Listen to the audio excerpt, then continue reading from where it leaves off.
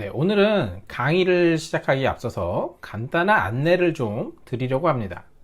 기독교 역사는 총 10개의 강의로 이루어져 있고 하나의 강의당 몇백 년의 시간을 15분 정도로 압축하다 보니까 조금 속도가 빠르고 외국 사람들 이름이 많이 나와서 어려우실 수 있습니다. 하지만 이거는 시험을 보는 것이 아니기 때문에 굳이 하나하나 나오는 이름들 다 외우려고 그렇게 노력하실 필요가 없습니다.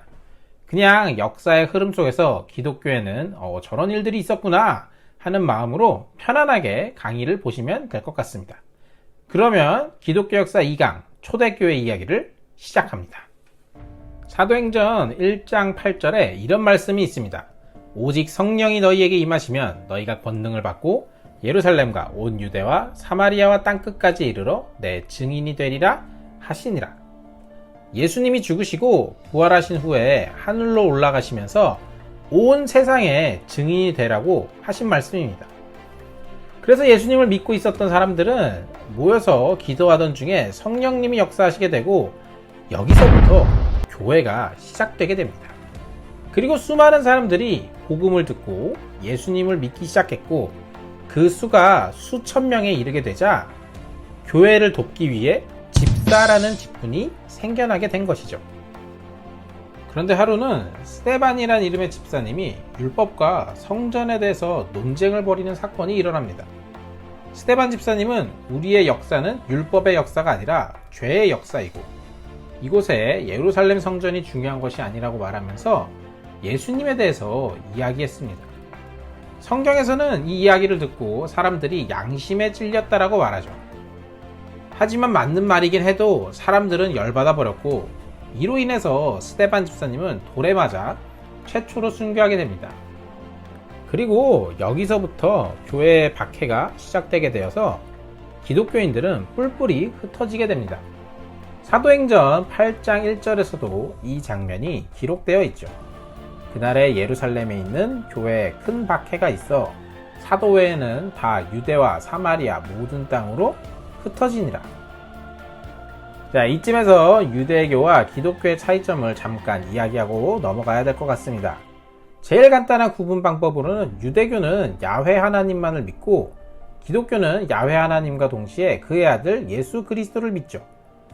자, 이렇게 보니까 분명하게 차이점이 있습니다. 하지만 기독교가 막 생겨날 당시, 그 당시 로마에서는 이런 구분이 좀 어려웠던 것 같습니다.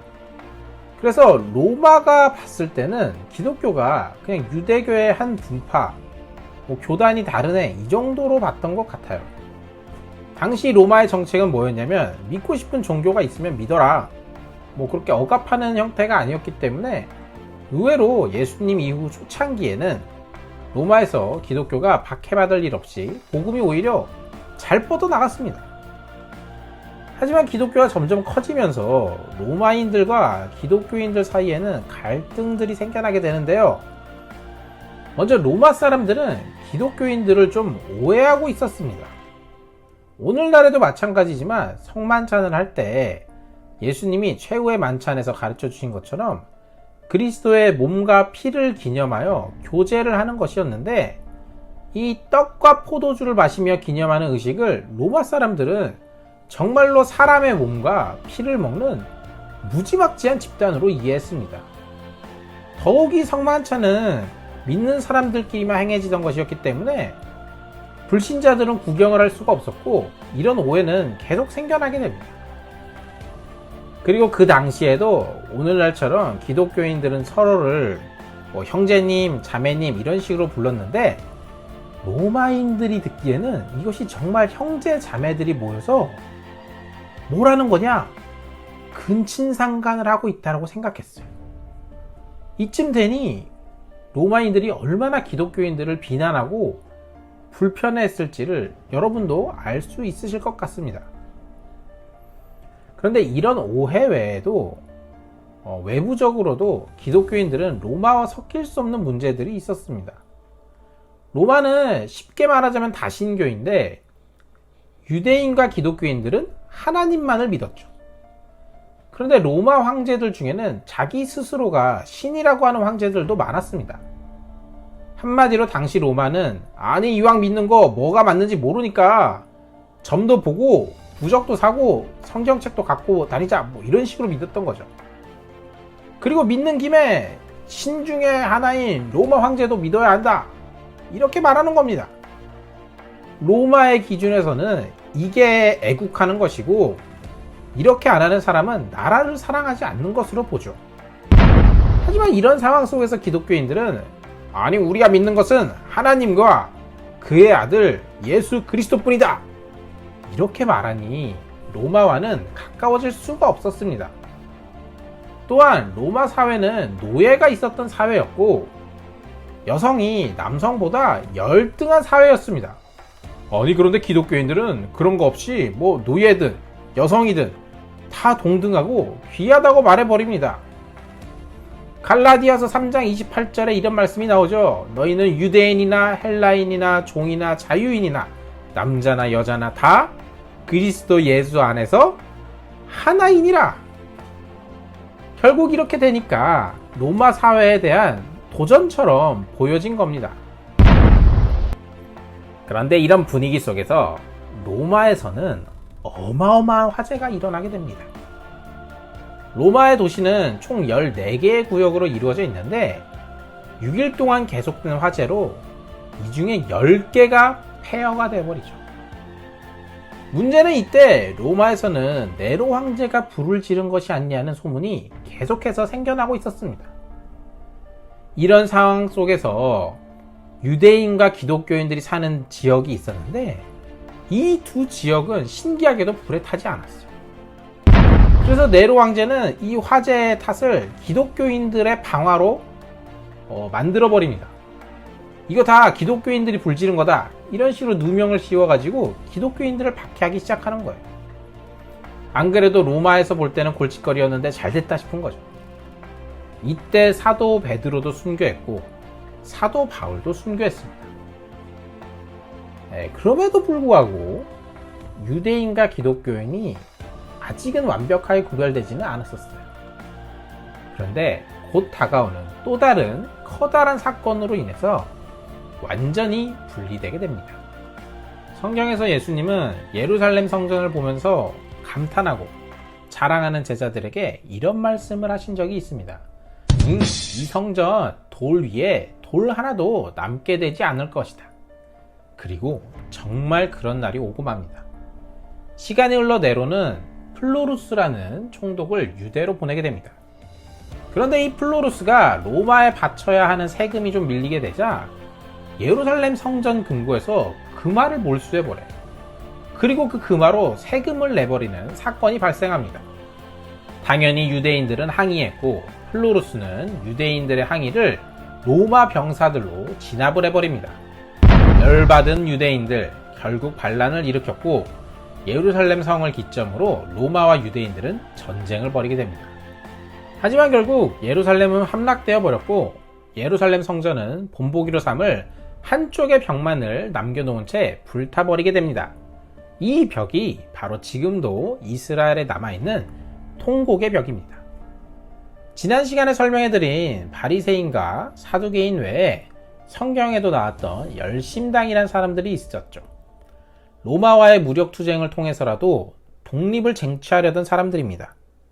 우리나라의 일제시대 때 독립운동과 비슷했다고 생각하시면 될 것 같습니다. 이들은 예루살렘이 점령되자 소수의 유대인들을 데리고 마사다 요새라는 곳으로 도망을 칩니다. 이 마사다라는 곳은 지난 시간에 나왔던 헤롯 대왕이 피난을 위해 만든 사실상 오늘날의 벙커와 같은 무지막지한 요새로서 식량과 물도 풍부해서 몇 년이고 전쟁을 해도 끄떡도 없었을 무지막지한 곳이죠. 얼마나 대단했냐면은 마사다의 인원수는 아이와 여자를 합쳐서 967명. 이에 반해 마사다를 함락하기 위해 파견된 로마 병사들은 노예까지 합쳐서 1만 5천 명이었습니다. 그럼에도 이 전쟁이 2년이나 계속되자 로마는 하는 수 없이 마사다 옆에다가 흙으로 산을 쌓자는 굉장히 무식한 전략을 택하게 되고 6개월가량 유대인 노예들이 산을 만들게 됩니다. 같은 유대인들을 죽일 수도 없어서 지켜보기만 하던 마사다의 유대인들. 자살은 하나님의 뜻을 어기는 것이니 서로 죽이자고 하면서 서로를 찔러 죽이고 맙니다. 결국 3년에 걸친 전쟁 끝에 로마군은 서로를 죽인 시체들로 가득한 마사다 요새를 점령하게 됩니다. 결국 이 유대 로마 전쟁을 겪은 유대인들은 이제 로마의 미움을 살까봐 염려가 됐죠.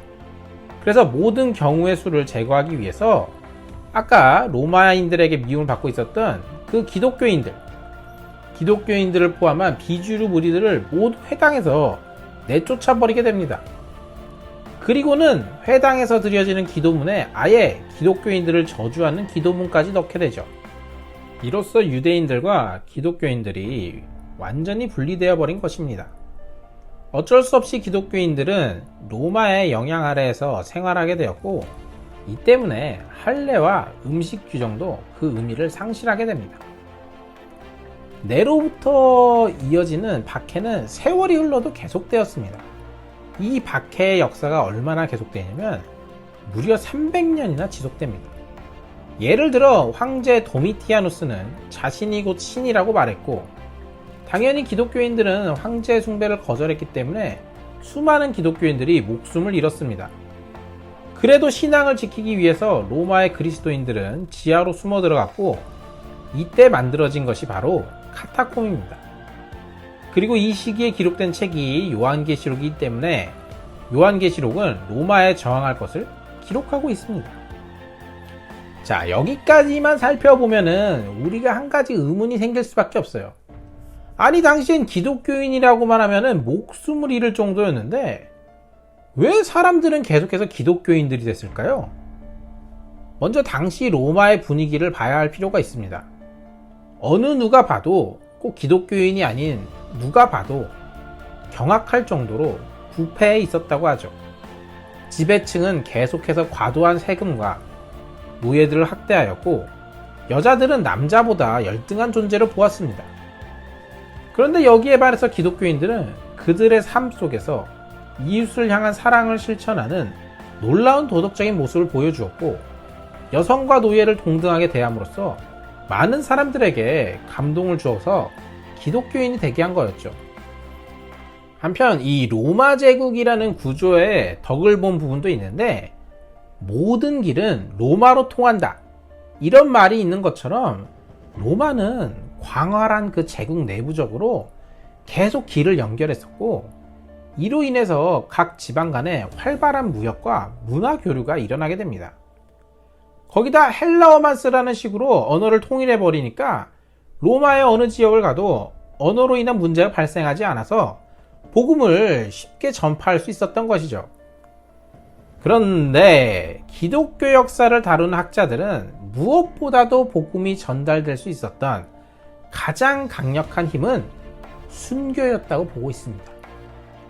아니, 일반적으로 생각하기에는 박해가 어떻게 복음 전파의 수단이 될 수 있는지 이해하기 어렵지만, 박해를 통해서 기독교는 단련되고 확장되고 영적인 힘을 길렀습니다. 초대교회 수많은 기독교인들이 박해 속에서 신앙을 지키며 오히려 세상을 이겨나가는 모습들을 보였고, 그 믿음이 오늘날까지 이어져 오게 된 것이죠. 그야말로 초대교회의 기독교인들은 히브리서에 기록된 것처럼 세상이 감당 못할 사람들이었습니다. 그런데 이런 외부적인 박해 외에도 기독교는 내부적으로 굉장한 위험이 있었습니다.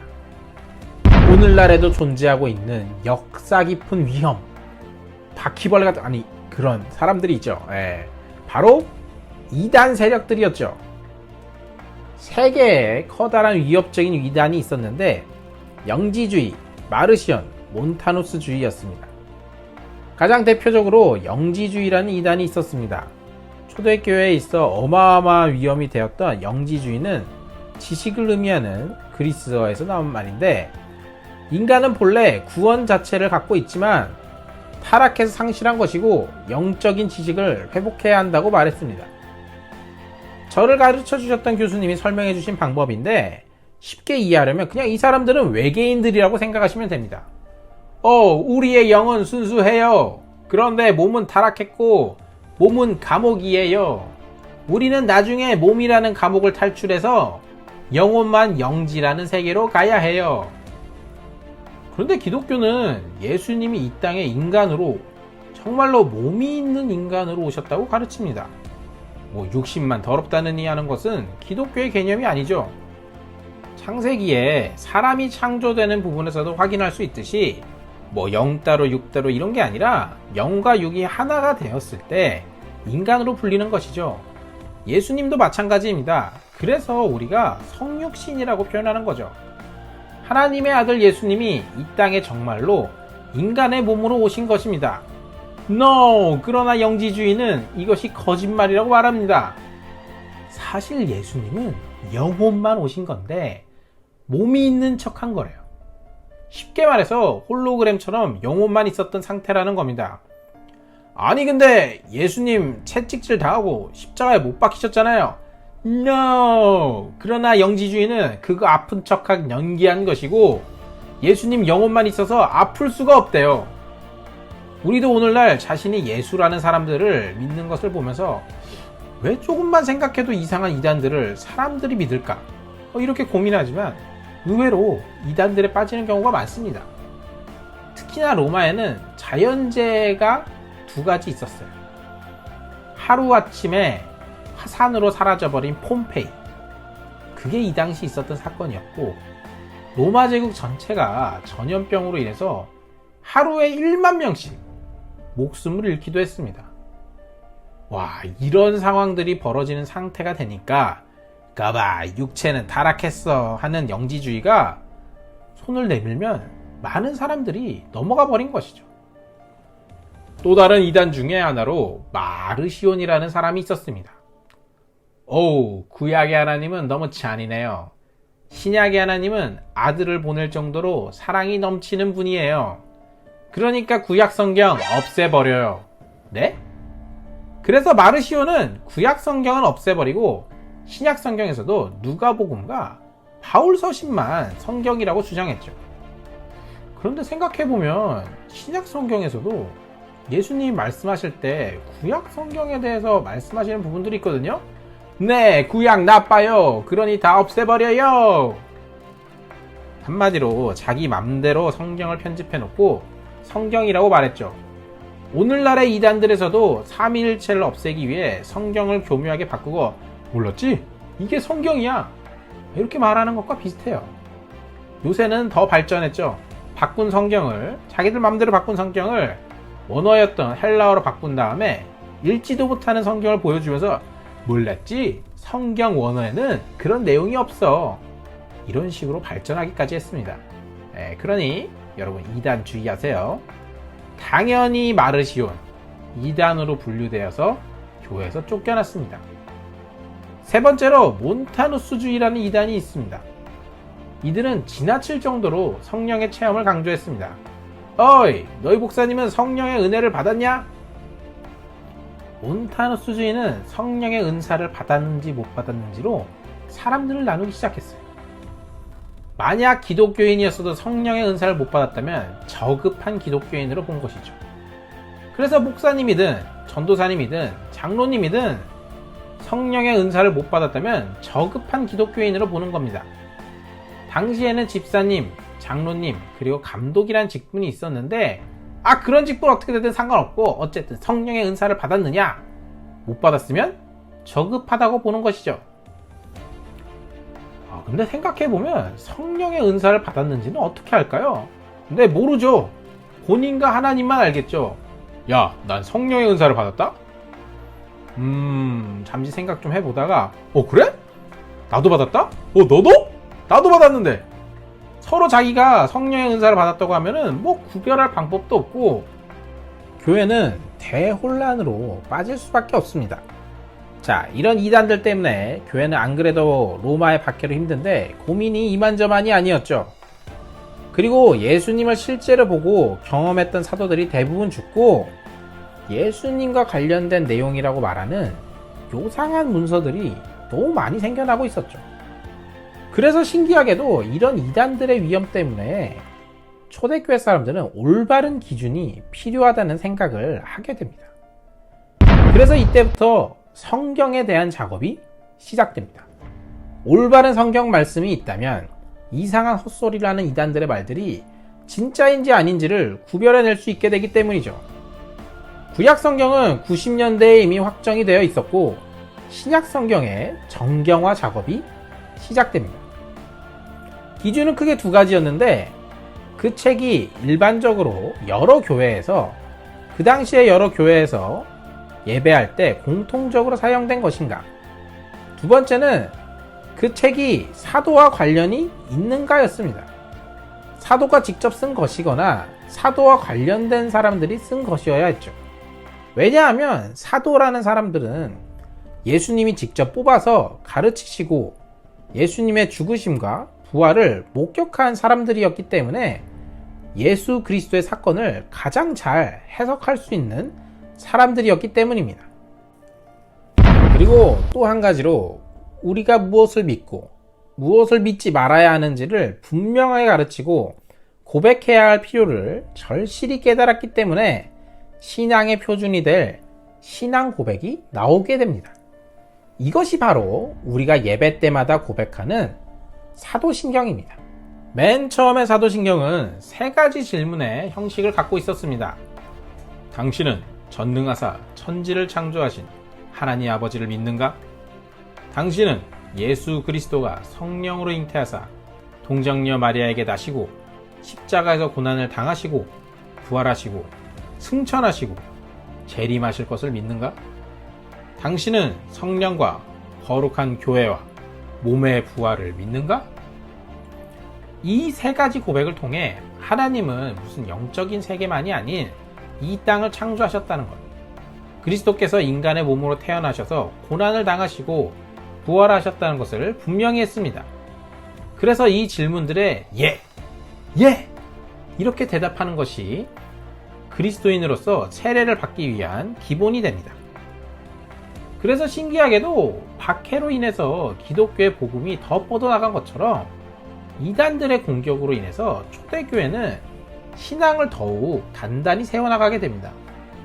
이런 상황들이었기 때문에 기독교를 변호했던 변증가들도 이 당시에 생겨나게 됩니다. 이런 놀라운 고난들 위에 지금 우리가 올바른 신앙생활을 할 수 있게 된 것이죠. 한편 기독교인들은 계속해서 그 수가 늘어나고 있었기 때문에 처음에는 가정에서 예배하던 형태가 점점 조직을 갖추게 되고 기독교인들을 가르치는 장로라는 직분이 생겨나게 됩니다. 그리고 큰 도시들, 대도시에서는 이 장로라는 직분이 또 많아지니까 장로들 중에 감독이라는 직분이 생겨나게 되죠. 이렇게 교회는 규모가 커지면서 동시에 박해와 이단들의 위협에 맞서기 위해 하나의 보편적인 교회이자 사도들의 증거들을 따라가는 하나의 교회가 됩니다. 이것이 바로 가톨릭교회의 시작입니다. 여기까지 오늘은 초대교회에 대해서 알아봤습니다. 많은 이야기들이 있었지만 저희는 처음 시작했던 이야기로 돌아가 봤으면 합니다. 교회의 시작은 성령님의 역사하심으로입니다. 기독교 역사 시간은 역사를 보는 시간이지만 한편으로 믿음의 눈으로 역사를 보는 시간이기도 합니다. 우리는 역사를 통해 무엇이 옳은지 그른지를 판단해 나가며 커다란 역사의 흐름 속에서 하나님은 어떻게 역사하셨는지를 배우게 됩니다. 박해와 이단이라는 큰 위험이 있었지만 하나님은 이 두 위험을 통해서 오늘날 우리에게 성경과 사도신경을 주셨습니다. 그러니 우리 또한 이 위대한 유산들을 통해 올바른 신앙을 갖기 위해 노력하면 좋겠습니다. 오늘은 여기까지입니다. 그럼 다음 시간에 만나요. 안녕히 계세요.